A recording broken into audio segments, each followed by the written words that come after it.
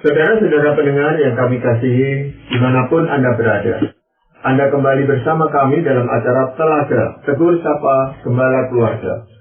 Saya Gunawan Santoso dari Lembaga Bina Keluarga Kristen akan berbincang-bincang dengan Bapak Pendeta Dr. Paul Gunadi. Beliau adalah seorang pakar dalam bidang konseling.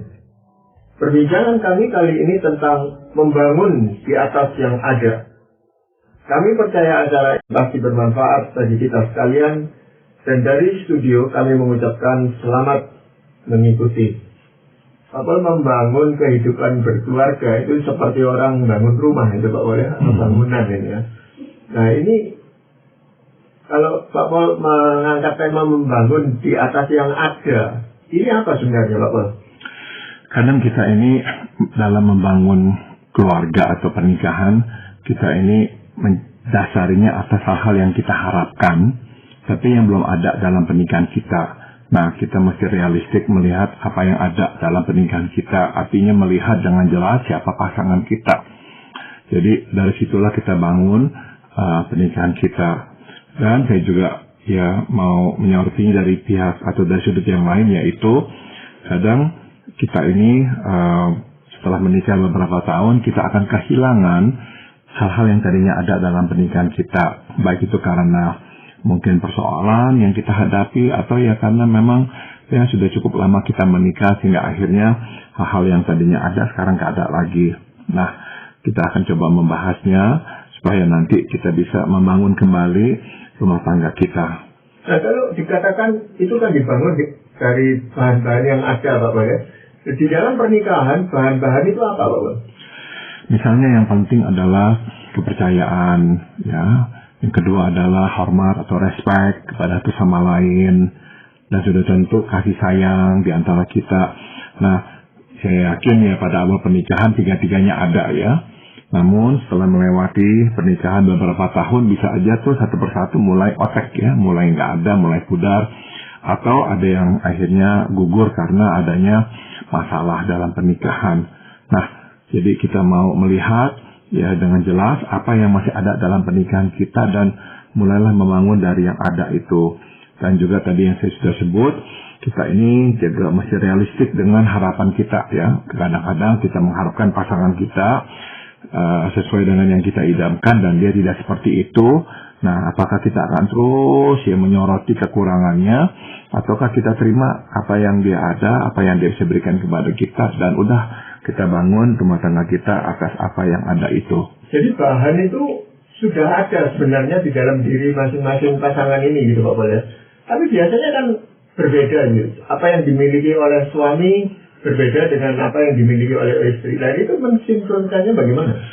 Seringkali memang kita ini nggak bisa ya dengan jelas melihatnya pada masa awal pernikahan Pak Gunawan. Jadi kita berpikir bahwa pasangan kita mempunyai kualitas-kualitas yang kita inginkan. Misalnya kita beranggapan dia adalah seorang yang kuat, yang tabah, yang bisa menghadapi tantangan hidup ini. Tapi setelah menikah kita sadari, aduh dia nggak begitu tuh orangnya, kebalikannya. Justru cepat cemas ya, menghindar, bukannya menghadapi masalah. Nah, apa yang akan kita lakukan? Sebab inilah yang ada dalam pernikahan kita. Nah, jadi saya mau kita ini nanti melihat apa yang ada dalam pernikahan kita, dan udah kita fokuskan dan kita bangun di atasnya. Iya, bedanya kalau kita bangun rumah, bahannya nggak ada, kita bisa beli di toko gitu Pak Paul. Kalau ini membangun keluarga, bahannya nggak ada ya, kita carinya di mana Pak Paul? Betul, memangnya kita nggak bisa membelinya atau memasukkannya dari luar, maka ya udah kita terima apa yang ada dan kita bangun di atasnya. Iya, jadi fokus pembicaraan kita apa Pak? Saya akan mengangkat beberapa ya, apa itu yang kita lakukan ya untuk membangun di atas apa yang ada. Kita juga akan melihat mengapa kok bijak ya bila kita memfokuskan pada apa yang ada. Apa tuh artinya membangun di atas yang ada? Membangun di atas yang ada berarti membangun di atas kekuatan yang ada.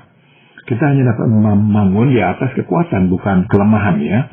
Jadi fokuskan pada hal positif yang menjadi kekuatan pernikahan kita. Misalkan, kita tahu bahwa komunikasi bukanlah kekuatan pernikahan kita. Seringkali ya kita bertengkar gara-gara komunikasi. Nah, tidak perlu kita memaksakan pasangan untuk berkomunikasi dengan cara yang kita anggap baik atau seharusnya.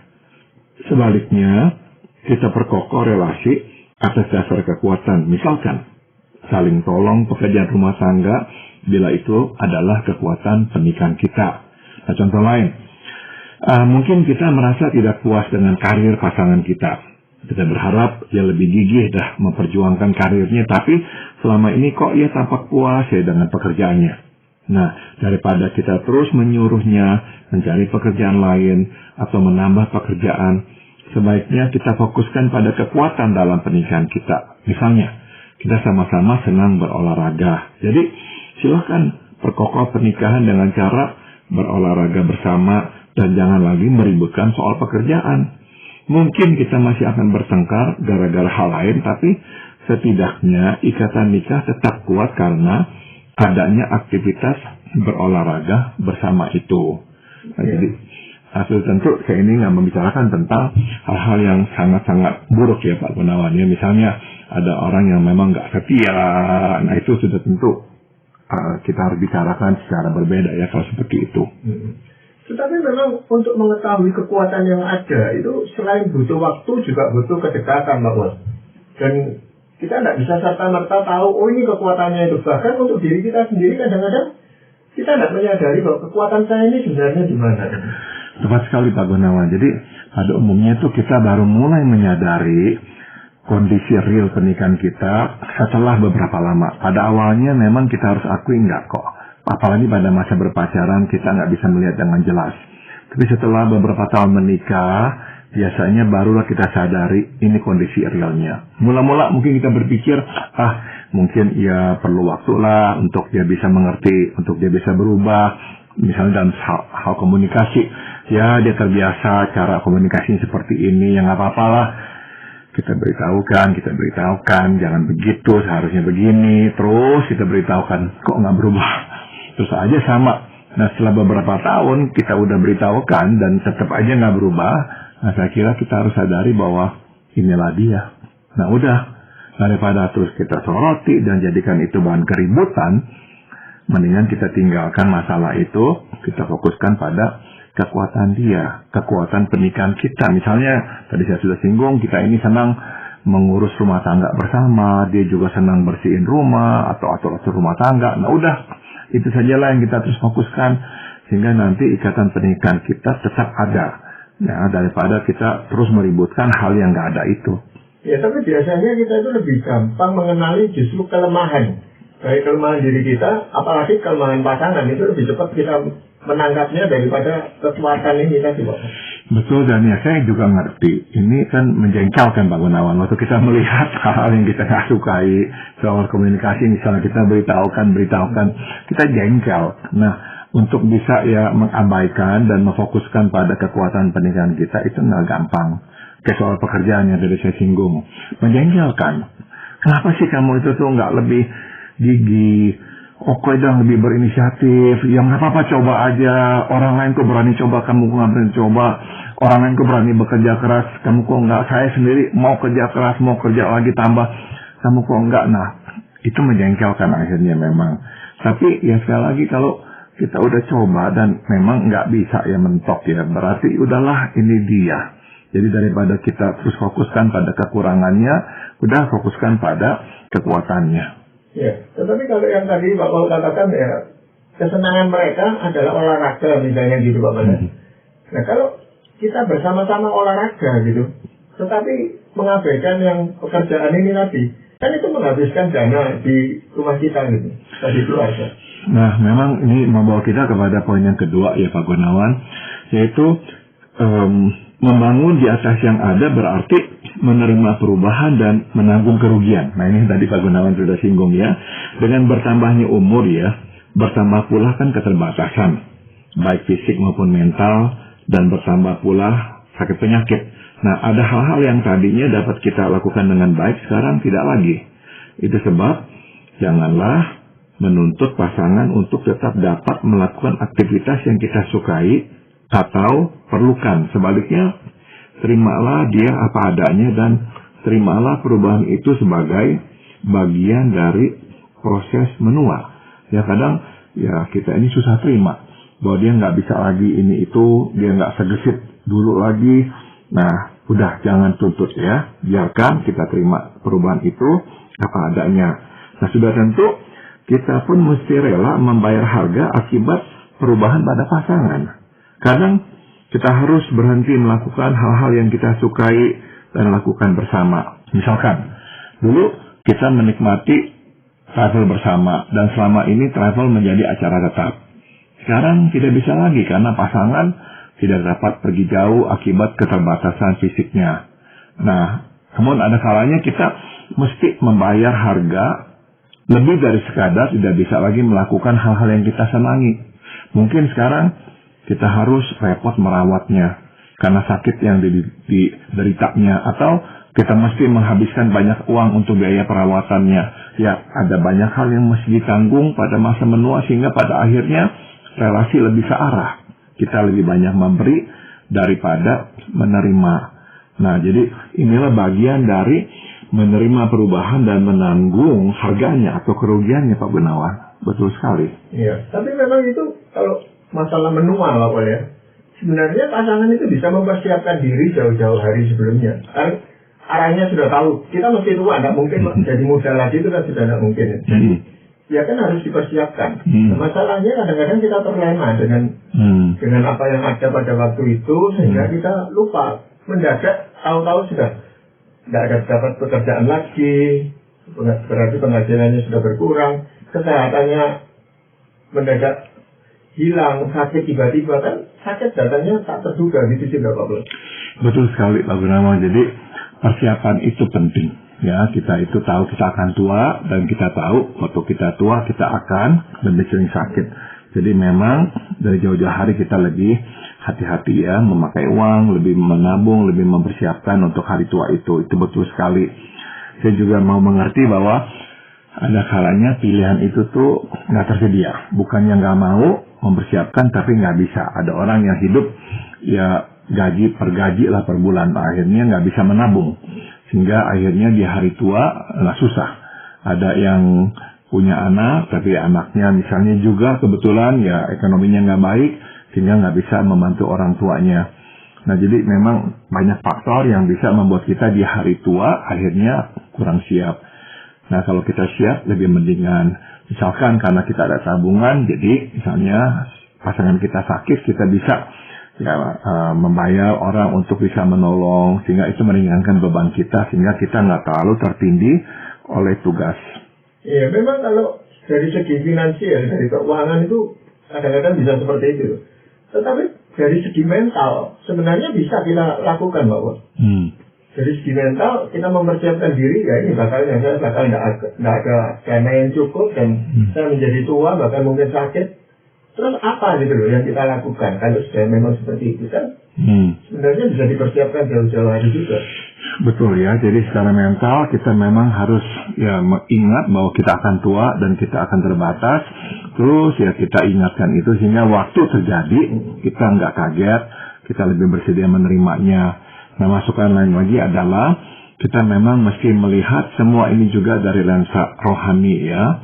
Kita rela menerimanya sebab kita menerima bagian hidup ini sebagai porsi yang ditetapkan Tuhan untuk kita.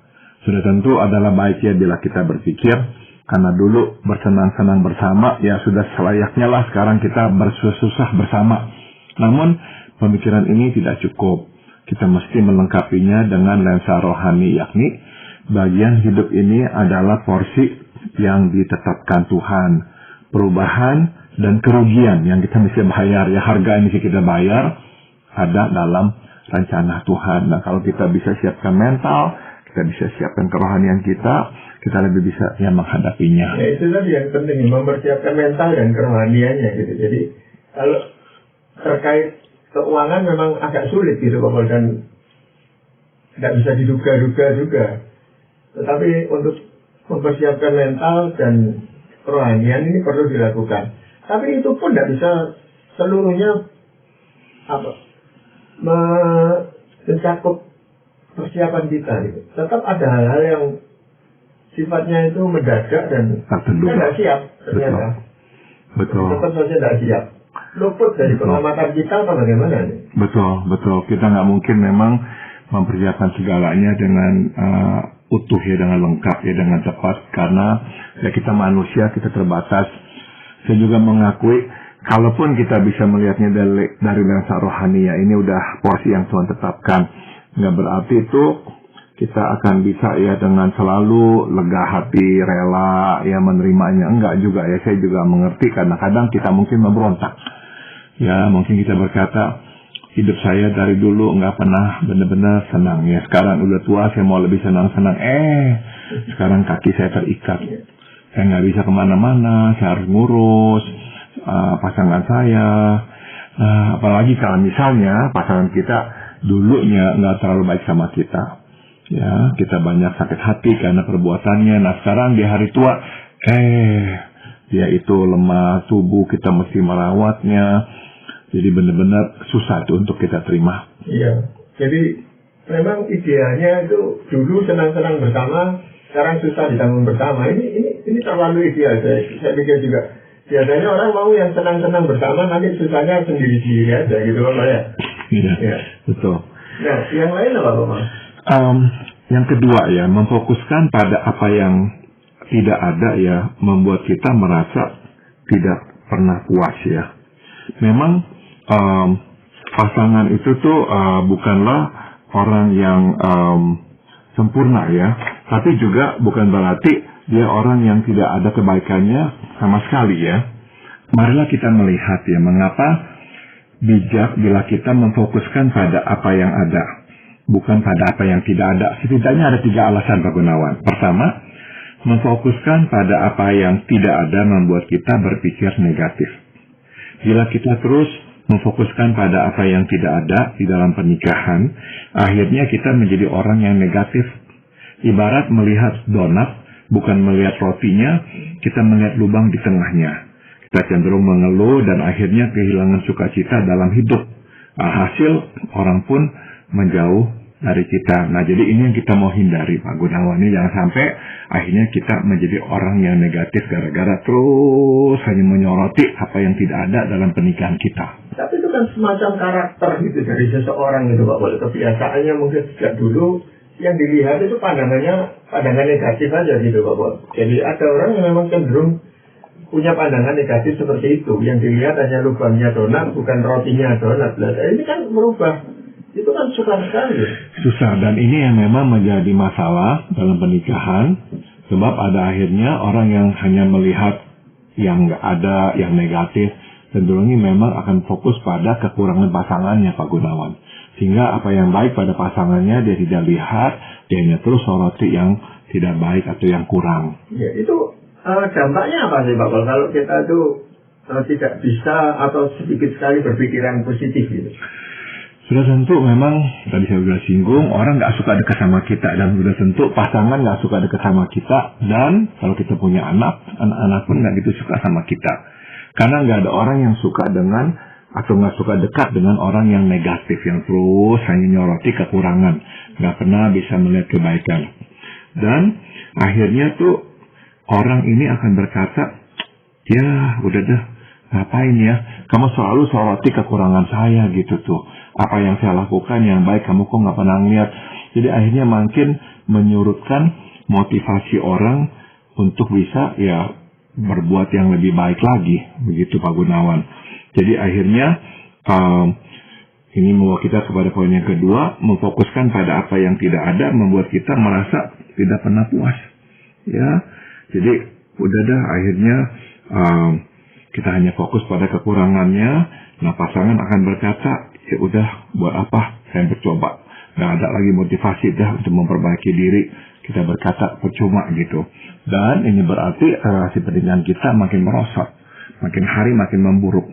Karena benar-benar tuh kita udah nggak peduli lagi dah pasangan kita ngomong apa, suruh kita apa, nggak, kita nggak mau hiraukan. Jadi akhirnya malah tambah renggang.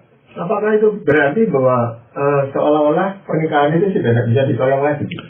Akan berat ya kalau orang memang bawaannya negatif, hanya terus menyoroti yang buruk ya. Akan sulit ya Pak Gunawan membangun pernikahan ya. Karena kan kita manusia itu ya nggak bisa hanya disoroti kekurangannya aja. Kita mau melihat bahwa orang juga menghargai yang kita lakukan.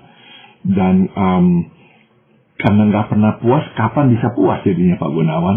Kita lakukan yang dia minta, besoknya minta yang lain lagi. Kita lakukan besok yang dia minta, besoknya lagi ada lagi yang masih kurang. Jadi akhirnya kita berkata, aduh kapan selesai? Dari dulu ada aja yang nggak puas, ada aja yang nggak bener. Jadi akhirnya kita udah nggak mau lagi dah, tahu dah, diamin aja dah. Nah biasanya pasangan yang nuntut itu akan marah. Tapi karena kita udah nggak peduli, udah kita diamin aja. Ya, tapi memang puasannya itu kan relatif sekali Pak Bol. Hanya sementara saja. Sementara dia puas, nah nanti akhirnya juga tidak puas lagi dengan apa yang kita sudah penuhi itu. Ya betul, makanya orang yang hanya menyoroti kekurangan orang, akhirnya memang seringkali nggak pernah puas Pak Gunawan. Dan dia membuat orang di sekitarnya akhirnya sengsara luar biasa. Jadi yang memang mesti berubah adalah dia yang berpikiran negatif itu, supaya bisa lebih menghargai, bisa lebih puas, dan bisa lebih menyoroti hal-hal yang positif dalam diri orang atau dalam diri pasangannya. Tapi kalau ketidakpuasan itu tidak diungkapkan, baik lewat kata-kata maupun perbuatan, itu kan juga memukul dirinya sendiri. Dia sendiri bisa sakit, bisa apa, karena sebenarnya dia tidak puas, tapi dia tidak berani ngomong gitu. Betul, nah udah tentu jangan sampai ya kita ini nggak berani ngomong sama sekali, dan nggak apa-apa ya mengutarakan apa yang kita harapkan, nggak apa-apa. Tapi juga ada batasnya. Kita juga mesti bisa berkata nggak apa-apa, ya udah saya puas, saya terima ini. Jangan sampai terus kita menuntut karena kita sendiri nggak pernah puas. Memang semua ini kembali kepada diri sendiri.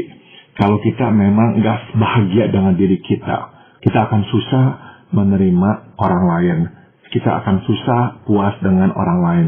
Sebab kita sendiri nggak bahagia dengan diri kita. Jadi kita seolah-olah tuh mengharuskan orang untuk membahagiakan kita. Ya permasalahannya bukan orang lain, tetapi permasalahannya adalah diri kita sendiri gitu Pak ya. Betul, dan ini membawa kita kepada poin yang ketiga, yaitu kenapa kok nggak bijak ya untuk fokus pada apa yang nggak ada. Sebab memfokuskan pada apa yang tidak ada membuat kita buta pada kelemahan pribadi.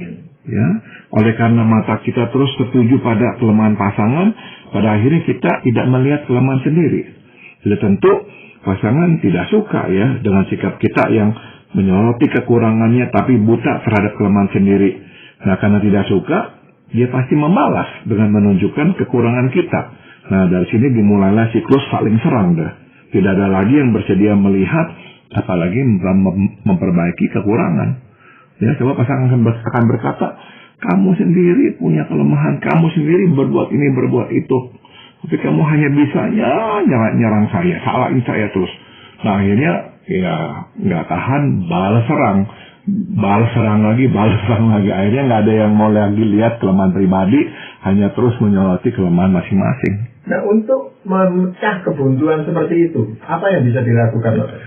Saran saya sih memang kalau udah nggak ada lagi jalan keluar, harus cari pertolongan. Harus ada seorang hamba Tuhan atau konselor yang bisa duduk, kemudian mengajak mereka berbicara, menunjukkan apa tuh akarnya.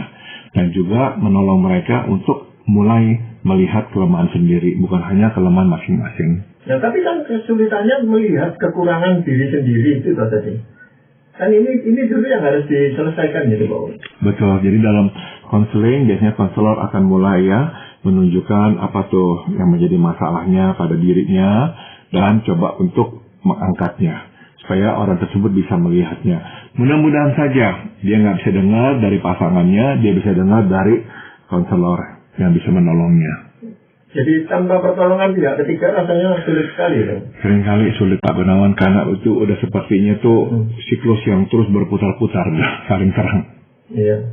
Dan sebelum kita mengakhiri perbincangan ini, Pak Paul, mungkin ada ayat firman Tuhan yang ingin Pak Paul sampaikan? Amsal 12 ayat 18 mengingatkan, ada orang yang lancang mulutnya seperti tikaman pedang, tetapi lidah orang bijak mendatangkan kesembuhan. Terus memfokuskan pada yang tidak ada dapat diibaratkan seperti menusuk pasangan dengan pedang, pasti melukai. Nah, memfokuskan pada apa yang ada dan menghargainya justru akan membangun pasangan dan pasti menyembuhkan. Iya. Kata-kata ini ternyata luar biasa dampaknya Pak Pol ya, terhadap pasangan itu. Yang kata-kata yang tajam itu terutama. Jadi orang yang berpikiran negatif kan biasanya kata-katanya tajam sekali gitu. Betul, itu seperti pedang yang menusuk. Ya, jadi ya ubahlah, ganti kata-kata yang menusuk itu dengan kata-kata yang membangun, yang lebih menghargai, ya, melihat kelebihan dan kekuatan pasangan. Dan repotnya itu kan biasanya diperhatikan oleh anak-anak kita gitu. Cara kehidupan suami istri ini, ayah papa mamanya ini kan bisa dilihat oleh anak-anaknya. Betul. Dan kalau nggak hati-hati ya nanti anak-anak akan mencontohnya. Iya, jadi perbincangan ini masih kita akan lanjutkan pada kesempatan yang akan datang ya, tentang membangun di atas yang ada ini. Tapi untuk kali ini saya rasa kita cukupi sampai di sini dulu. Dan para pendengar sekalian, kami juga mengucapkan terima kasih Anda telah mengikuti perbincangan kami dengan Bapak Pendeta Dr. Paul Gunadi dalam acara Telaga Tegur Sapa Gembala Keluarga. Kami baru saja berbincang-bincang tentang membangun di atas yang ada, bagian yang pertama. Dan kami akan melanjutkan perbincangan ini pada kesempatan yang akan datang. Bagi Anda yang berminat untuk mengetahui lebih lanjut mengenai acara ini, silakan menghubungi kami lewat surat. Alamat kami surat Anda ke Lembaga Bina Keluarga Kristen atau LBKK, Jalan Cimanuk 56, Malang. Kami juga mengundang Anda mengunjungi situs kami di www.telaga.org. Saran-saran, pertanyaan, serta tanggapan Anda sangat kami nantikan. Akhirnya dari studio kami mengucapkan terima kasih atas perhatian Anda dan sampai jumpa pada acara Telaga yang akan datang.